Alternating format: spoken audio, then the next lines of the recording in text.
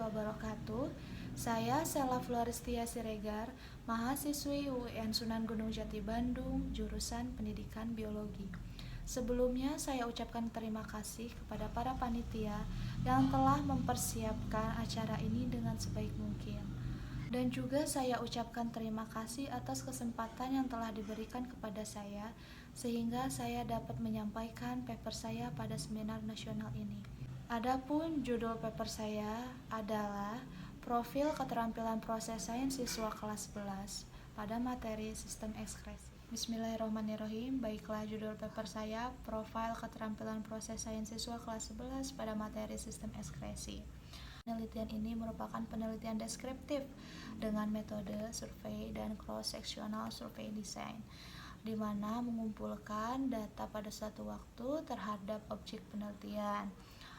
Di sini penelitian disebutkan bahwa penelitian berbasis survei merupakan rancangan yang populer di bidang pendidikan. Rancangan penelitian survei merupakan prosedur dalam penelitian kuantitatif, di mana survei ditujukan pada suatu sampel atau pada seluruh individu untuk mendeskripsikan perilaku, sikap, pendapat, ataupun ciri khusus dari suatu populasi. Sampel penelitian adalah 60 siswa kelas 11 IPA tahun 2019-2020 yang dikelompokkan menjadi siswa kelompok tinggi, siswa kelompok sedang, dan juga siswa kelompok rendah. Di sini nilai siswa tidak merata, oleh karena itu dikelompokkan bahwa siswa kelompok tinggi itu merupakan siswa yang mendapat nilai dari rentang 68,18 hingga 81,81.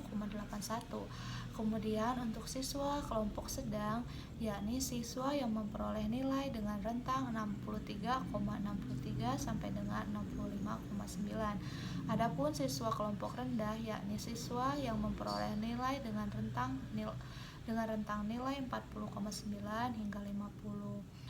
Kemudian data diperoleh melalui tes dan juga wawancara, kemudian dianalisis secara kuantitatif. Adapun rumus yang digunakan yakni rumus yang diadaptasi dari buku Purwanto tahun 2013, yaitu rumus untuk mencari persentase. Adapun di sini disediakan tabel kategori tingkat penguasaan keterampilan proses sains, yang mana prediksinya itu dari sangat baik, cukup, lemah, dan juga sangat lemah.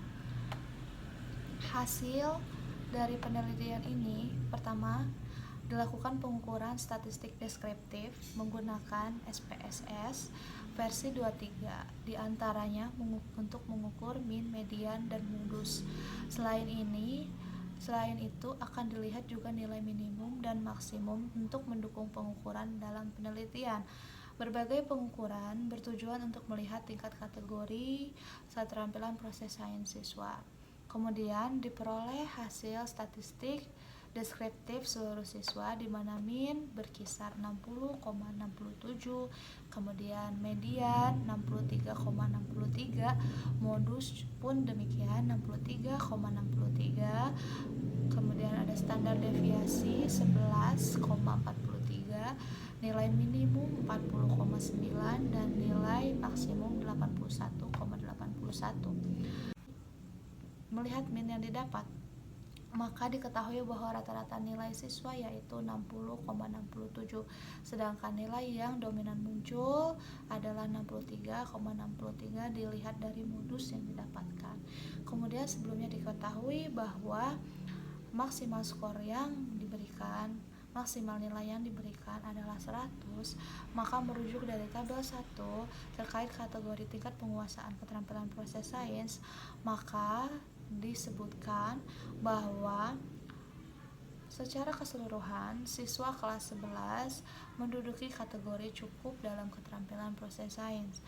Hal ini dilihat dari min dan modus yang didapatkan di kisaran 60.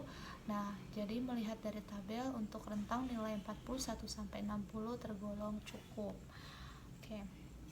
Selanjutnya, setelah mengetahui statistik deskriptif, kita akan menganalisis secara satu persatu setiap indikatornya menggunakan Microsoft Excel.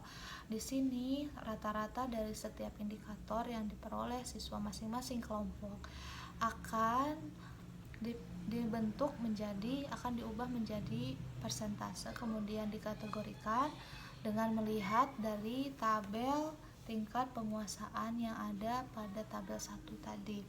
Kemudian untuk analisis per indikator ditemukan bahwasannya kelompok tinggi secara berurutan dominan pada aspek menyimpulkan, mengamati, bertanya, menggunakan alat dan bahan, mengklasifikasi, serta menerapkan konsep. Dengan demikian, siswa kelompok tinggi sudah dapat dikatakan menguasai keterampilan proses sains karena sudah dominan pada 6 aspek dari 10 aspek keterampilan proses sains. Dengan capaian persentase yang rata-rata sangat baik pada setiap aspek dominannya. Khusus untuk aspek berhipotesis masih harus ditingkatkan lagi, karena pada aspek tersebut siswa tergolong lemah dengan presentasi sebesar 36,25%. Kemudian untuk indikator keterampilan proses sains yang dicapai oleh kelompok sedang, diketahui bahwa indikator yang dominan adalah pada aspek bertanya, aspek menyimpulkan, aspek mengamati, aspek mengklasifikasi, aspek menerapkan konsep, serta aspek memprediksi. Dan yang terakhir yaitu aspek menggunakan alat dan bahan. Dengan demikian, siswa kelompok sedang sudah dapat dikatakan cukup menguasai keterampilan proses sains karena sudah dominan pada 7 aspek dari total 10 aspek keterampilan proses sains dengan capaian rata-rata baik pada setiap aspek dominannya. Jadi di sini kelompok sedang sebenarnya dia lebih banyak dominannya itu 7 aspek dibandingkan dengan kelompok tinggi yang hanya 6 aspek dominan. Namun rentang nilai yang diperoleh oleh kelompok sedang ini tidak seunggul kelompok tinggi. Dan juga untuk secara keseluruhan pada aspek berhipotesis keseluruhan siswa tergolong lemah. Adapun pada siswa kelompok rendah, dominasi indikator yang mereka capai hanya pada aspek menyimpulkan dan juga aspek bertanya. Dengan ini dapat dikatakan bahwa siswa kelompok rendah